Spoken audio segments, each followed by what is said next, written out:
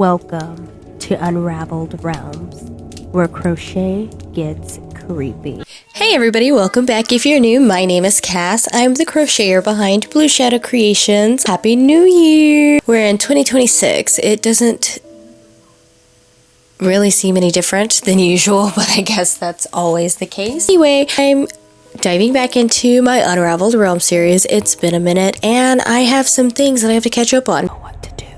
Subscribe before the stitches unravel. So good. BEKs or black-eyed kids, I think there's something important in the pattern that they share. The reminder to listen to your discernment. If you're feeling discomfort or eerie, I don't know, I feel like we all have that instinct in us, and sometimes it's really important to listen to that. And maybe don't open the door. The first widely shared modern account appeared in 1996, and it was written by a journalist named Brian Bethel. So that's practically like the other day, right? 1996 was not that long ago, right? Brian Bethel claimed that he was sitting in his car one night in Abilene, Texas. Abilene? He was parked outside of a movie theater, just writing checks, you know, in his car. I guess that's what you did in 1996. And two boys approached his vehicle. Now, at first they looked normal, you know, 10, maybe 12-year-old boys. Didn't really think much of it, but something began to feel really wrong, kind of off. So when they asked him for a ride home, he noticed their voices sounded rehearsed, almost flat. Didn't really make any eye contact with him. It was almost like they were avoiding it at first. But the most disturbing thing of all was once he got a glimpse, their eyes were completely black. There was no white, there was no pupil, just all black. Bethel described an overwhelming feeling of dread, not necessarily fear. It wasn't like a, oh my goodness, I'm so scared. It was just dread, like a really bad feeling, ominous and unsettling. His first instinct was to not let them inside the car. Absolutely not. When he refused, the boys became more insistent. Well, we can't come in unless you let us. Which that itself sounds really creepy. If a kid ever told me, hey, give me a ride and I can't come in this car unless you let me, I'd be like, what the? I gotta go. And that's exactly what he did. He drove off. And once he did, that sense of dread just vanished. It was like a switch had been flipped, completely evaporated, gone. This detail, the needing permission to enter, that's gonna appear again and again with future reports, which is kind of what makes the whole thing super freaking creepy. I'm gonna tell you a story about this one man. He reported he was house sitting and he had a very disturbing encounter with a BEK. The man reported that late one night while he was house sitting for a friend, this friend was rather well off, lived in an isolated area, large house, lots of land, forested area. There was a knock at the door, kind of peculiar. One, because it's in a sort of isolated area, two, because it's the middle of the night. When he looked through the peephole, he saw that there were two children standing on the porch. They looked pale, lacked emotion, and very unusually still. They told him that their parents were inside of the house and they asked to be let in. That's, of course, when he realized something was wrong because, hello, their parents are not in this house. I mean, come on. When he hesitated, the children repeated themselves calmly, mechanically, robotic-like. Well, we need you to open the door. Finally, he looked closer, and he got a really good look at their faces. And their eyes, you guessed it, solid black. No blinking, no expression, just staring. Ugh, creepy. The man described an intense physical reaction. You know, he felt nauseous, he was dizzy. He had this sudden rush of panic come over him. So naturally, he refused to open the door. I mean, hello. And when he didn't, the children just stood there for several moments, not moving. And then eventually, they just walked away into the darkness. There were no cars waiting. There weren't any other people waiting. Just walked off into the dark. That was it.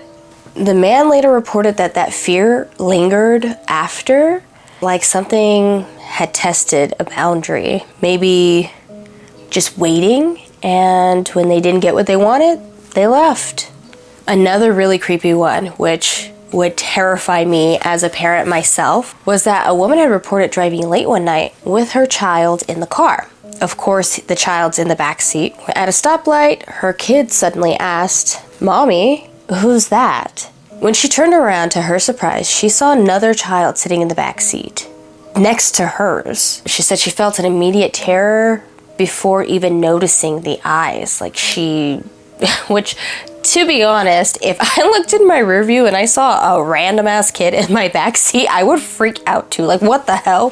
Where did this kid come from? How'd they get in my car? Who are they? What the heck? Like, I would honestly forget before you even notice anything else. Like, that's not my kid. Once she did notice the eyes, she noticed that they were black. No whites, no pupils, just like all the other reports. Completely black. The child didn't say anything. Even when she stomped on her brakes, she screamed, it was just gone. No doors opened, no windows down, no explanation. Now, what unsettles me most isn't the way that they look. It's more of the rules. Like, they ask, they wait, they kind of test you. And I really don't want to find out what happens if you agree with them or if you say yes. Like, that's not on my list of things to do. So, in honor of BEKs or black-eyed kids, I decided to crochet my very own that I wouldn't mind having around. Isn't she cute? I named her BEK because BEK, so her name is BEK. I didn't want to give her a real name, but I guess she could be a Susie. She kind of comes off as, I don't know, something about the bangs. But they say a lot of the times that the BEK show themselves like as children, and they're usually dressed as if they're from a different time. They've got very old style clothing and hairdos, and I just thought, like, this gray dress with some bangs was just very neutral. I think I'm gonna add a collar. That would really make it super cute. And yeah, they say that their skin is pale, colorless, eyes fully black, very ominous presence, you know, all that stuff.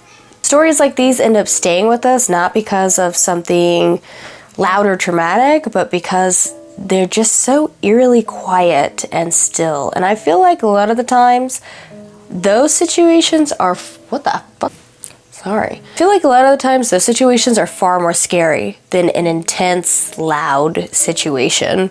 I don't know. I would hate to see what would happen if you let little old Beck in. Usually these people say no, but I wonder how many people said yes.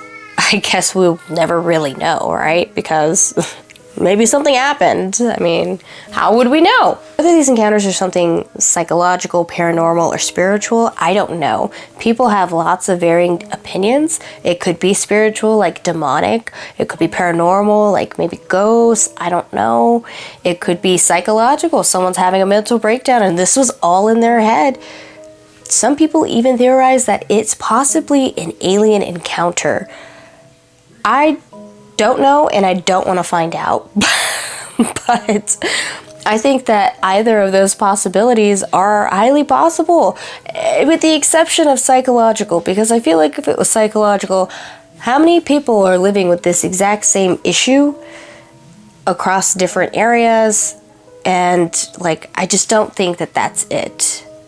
You know, if you've ever had an experience that didn't make sense, that felt off before it felt scary, you're not alone. And if you feel comfortable, you can go ahead and share your experience in the comments below. I'd love to read about it. Thanks for hanging out with me today. Take care of yourselves and trust your instincts. I'll see you next time.